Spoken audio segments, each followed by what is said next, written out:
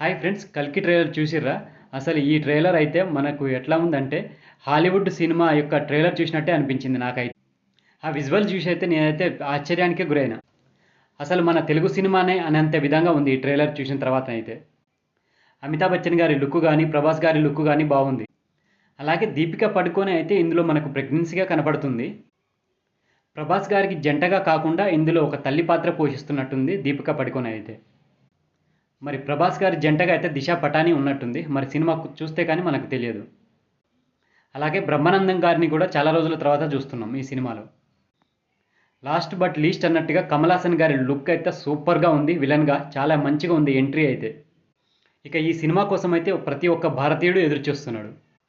అసలు విజువల్ అయితే మనకు బాలీవుడ్ సినిమా రేంజ్లో ఉన్నాయి.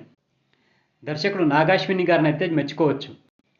చూద్దాం సినిమా రిలీజ్ అయిన తర్వాత ఎన్ని సంచలనాలు సృష్టిస్తుందో.